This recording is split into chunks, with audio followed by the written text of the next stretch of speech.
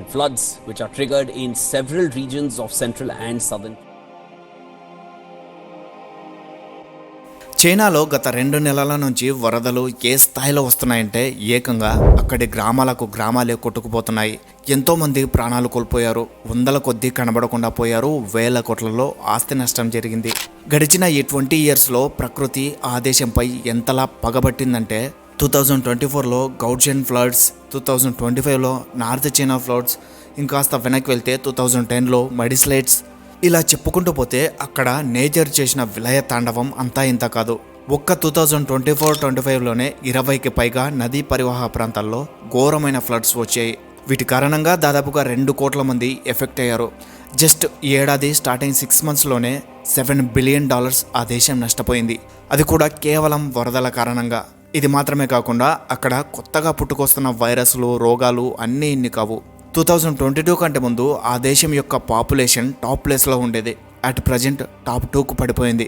గడిచిన 2 ఏళ్లలోనే ఆ దేశం యొక్క జనాభాలో 16% వరకు డ్రాబ్యాక్ కనిపిస్తుంది.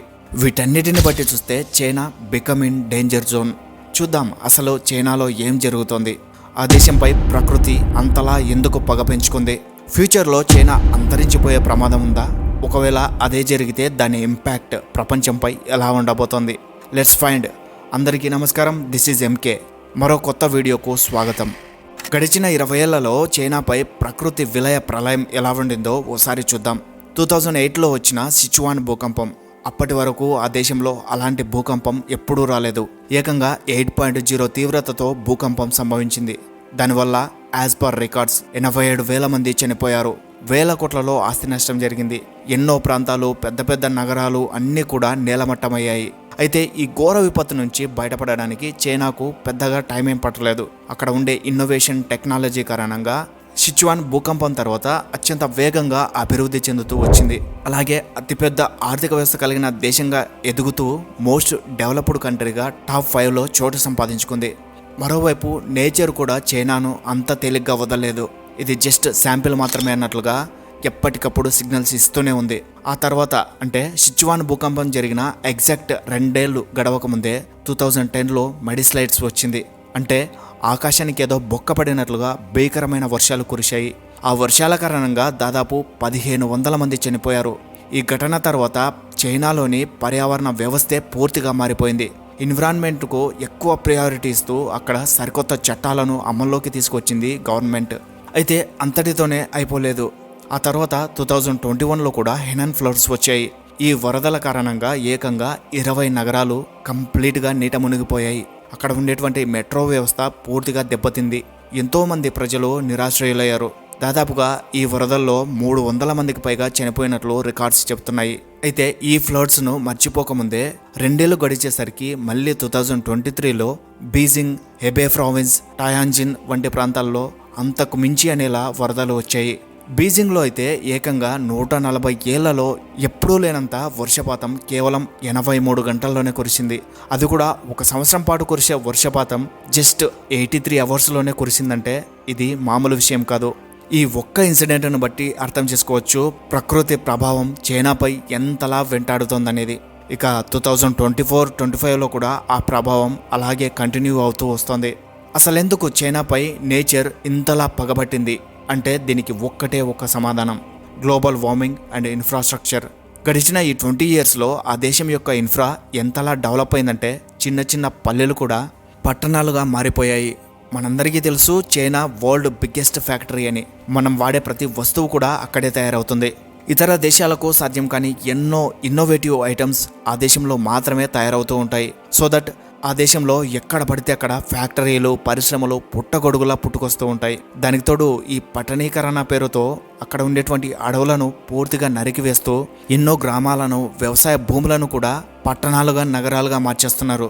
పైగా అక్కడ ఉండేటువంటి ఫ్యాక్టరీస్ రన్ కావడానికి, అలాగే విద్యుత్ ఉత్పత్తికి ఎక్కువగా ఉపయోగించే ఇంధనం బొగ్గు. చైనాలో దాదాపు 60% బొగ్గునే ఎక్కువగా ఉపయోగిస్తారు.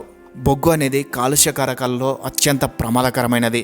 గ్లోబల్ వార్మింగ్కు మెయిన్ రీజన్ అయినటువంటి CO2 అంటే కార్బన్ డైఆక్సైడ్, మిథైన్ వంటి వాయువులు బొగ్గు నుంచే ఎక్కువగా రిలీజ్ అవుతాయి. అందువల్ల వాయు కాలుష్యం పెరిగి గ్లోబల్ వార్మింగ్కు దారితీస్తుంది. ఈ గ్లోబల్ వార్మింగ్ కారణంగానే భీకరమైన వర్షాలు వరదలు ఆ దేశాన్ని ముంచెత్తుతున్నాయి. అసలే చైనాపై ప్రకృతి విలయ తాండవం చేస్తుంటే అబ్బే మమ్మల్ని కాదు అన్నట్లుగా ఆ దేశ ప్రజలు అనుసరిస్తున్న తీరు చైనాను మరింత డేంజర్ జోన్లోకి నెట్టేస్తోంది. ప్రపంచాన్ని కుదిపేసిన కరోనాతో పాటు ఎన్నో వైరస్లు చైనా నుంచే ప్రపంచానికి పరిచయం అయ్యాయి. అవన్నీ కూడా 75% జెనెటిక్ రకానికి చెందినవే. అంటే పక్షులు, జంతువులు, పాములు, గబ్బిలాలు, ఎలుకలు ఇలాంటి ఎన్నో జీవుల నుంచి మనుషులకు వ్యాపించినటువంటి వైరస్లు. ఇది మాత్రమే కాకుండా మరో విషయం ఏమిటంటే చైనాలో ఎక్కడ పడితే అక్కడ వెట్ మార్కెట్లు ఉంటాయి. ఈ మార్కెట్లలో కుక్క మాంసం మొదలుకొని పాములు, ఎలుకలు, గబ్బిలాలు, పురుగులు ఇలా వాట్నాట్ ప్రతి దాని మీట్ చాలా ఫ్రెష్గా దొరుకుతుంది. వాటిని చాలా ఇష్టంగా తింటూ ఉంటారు అక్కడి ప్రజలు. ఈ పిచ్చి కోరికలు, ఆలోచనలే ఎన్నో కొత్త రకమైన వైరస్లకు కారణమవుతున్నాయి. అలా పుట్టిందే కరోనా వైరస్. 2019 నుంచి 2022 వరకు దీని ఇంపాక్ట్ ఎలా ఉండిందో ప్రపంచం మొత్తానికి తెలుసు. వరల్డ్ వైడ్గా ఈ మహమ్మారి వేల మందిని పొట్టన పెట్టుకుంది. అయితే కోవిడ్-19 తర్వాత వెట్ మార్కెట్లపై ఎన్నో ఆంక్షలు విధిస్తూ వచ్చింది అక్కడి గవర్నమెంట్. అయినప్పటికీ అక్కడ పుడుతున్న కొత్త వ్యాధులు, వైరస్లు ఇంకా తగ్గలేదు. రీసెంట్గా అంటే 1 year బ్యాక్ 2024లో H3N3 అవియాన్ అనే కొత్త రకం వైరస్ పుట్టింది. దీనివల్ల ఆ దేశం యొక్క ప్రజల్లో శ్వాస సంబంధిత వ్యాధులు విపరీతంగా పెరిగిపోయాయి. అలాగే 2023లో హ్యూమన్ మెటాప్నోమో అనే మరో వైరస్ కూడా వెలుగులోకి వచ్చింది. దీని కారణంగా ఎంతోమంది చిన్నపిల్లలు ఎఫెక్ట్ అయ్యారు.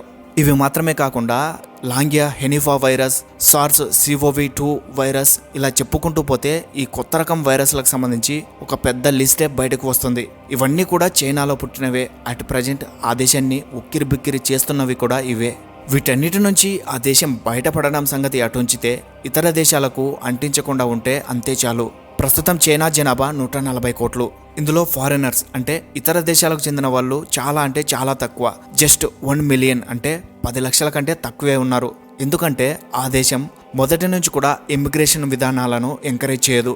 అందువల్ల వలసదారులు చాలా అంటే చాలా తక్కువగా ఉంటారు చైనాలో.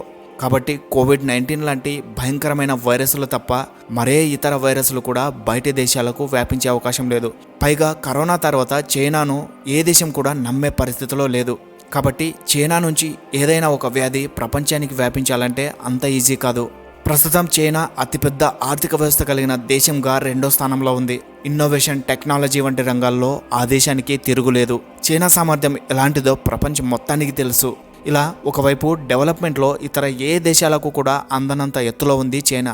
మరోవైపు అంతే స్థాయిలో ఆ దేశాన్ని నేచర్ కూడా వెంటాడుతుంది. మరి డెవలప్మెంట్ను ప్రోత్సహిస్తూనే నేచర్ను కూడా కాపాడుకోకపోతే ఆ దేశం ఫ్యూచర్లో తుడిచిపెట్టుకుపోయినా ఆశ్చర్యం లేదు. అంతలా చైనాపై ప్రకృతి కోపంగా ఉంది. మరి ఇది ఫ్రెండ్స్ ఇవాల్టి వీడియో. ఇన్ఫర్మేషన్ నచ్చితే మీ సపోర్ట్గా లైక్ చేయండి. మరిన్ని ఇలాంటి జెన్యూన్ వీడియోస్ కోసం మన ఛానల్ను తప్పకుండా సబ్స్క్రైబ్ చేసుకోండి.